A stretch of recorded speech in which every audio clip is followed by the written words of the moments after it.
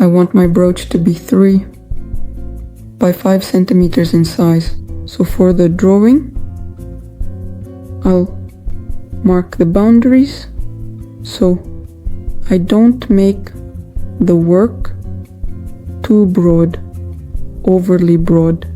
Well, I'll take 4 centimeters because there are also the ears, 4 by 5.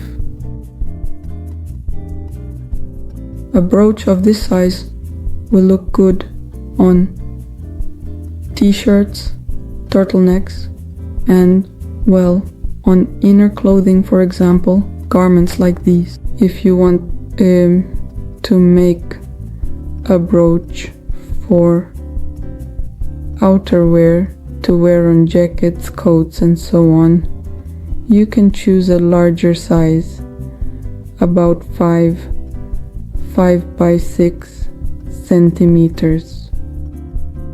So, to start, I'll make some very light and gentle sketches of the overall shape of the kitten, just to get a basic outline down on the paper. I'll carefully draw both horizontal and vertical lines to help guide the proportions and placement of the features. Since the kitten's head is slightly tilted to one side, the main axis that I draw for the head will also be tilted a bit, following the natural angle of the pose.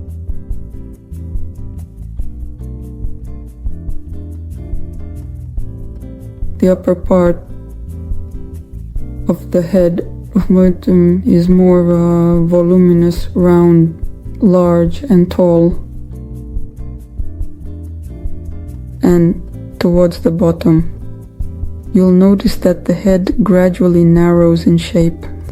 The chin will be located right here, and in this section, just below the chin, will be where the paw is placed.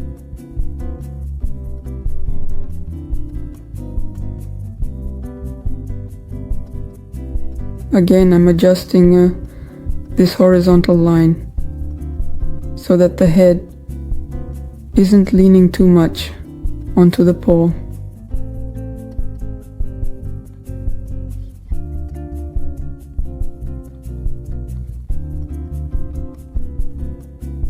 Like this.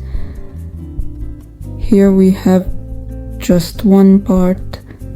I'll make the head slightly bigger.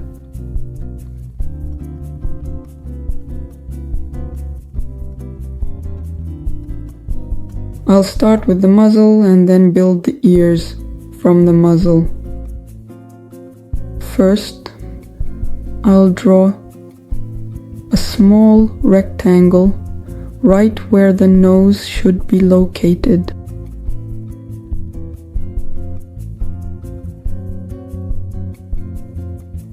First, we start by drawing a rectangle, making sure its sides are straight and its corners are sharp. After that, we add several slanted lines across or beside the rectangle. With a slanted line like this, I mark the line of the nose. Next, the nostrils should be shaped like little triangles.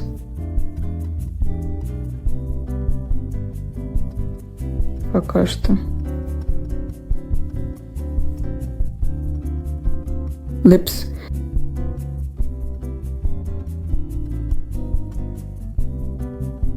Chin.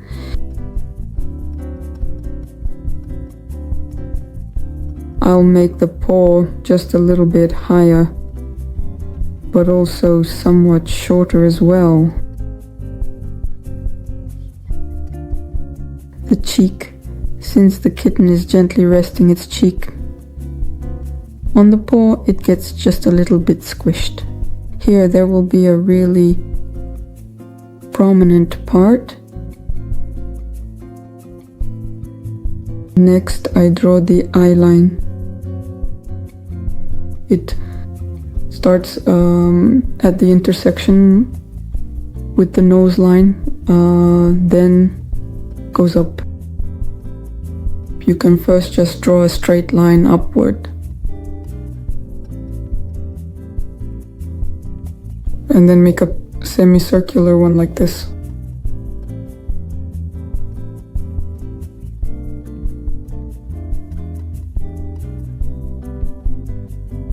I erase the auxiliary line.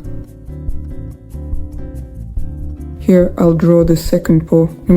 In this step, notice how the paw is tucked inward, almost like making a gentle fist. The toes curl softly toward the center, giving the paw a compact, relaxed appearance. This position helps show the animal's natural, comfortable posture.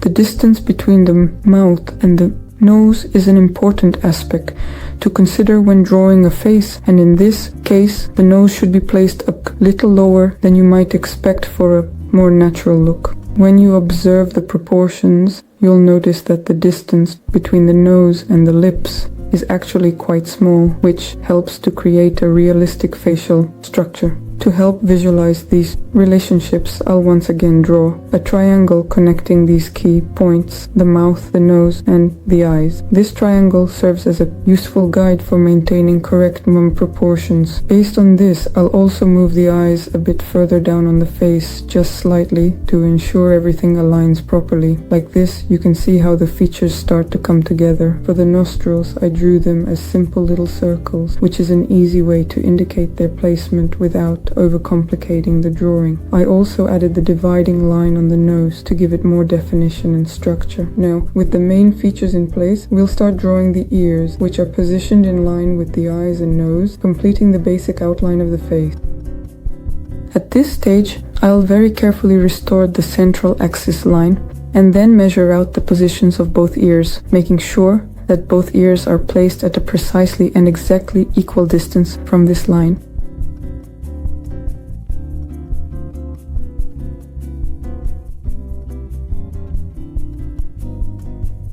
The ear is triangular in shape, which means it has three sides that come together to form a pointed tip at the top. This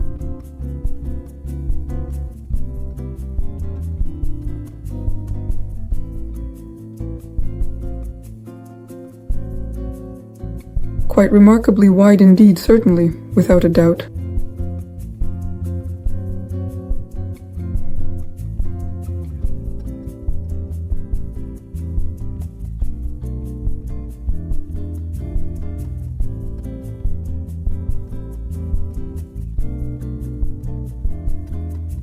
I'm drawing another little angle here, just to clearly show how the ear is gently folded, turned inward.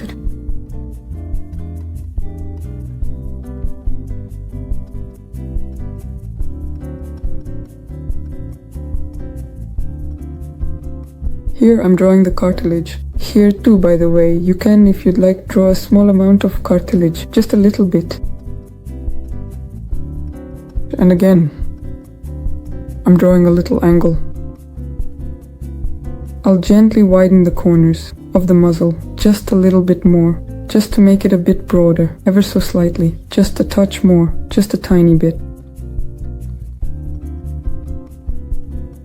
And I'll mark the fingers on the fist.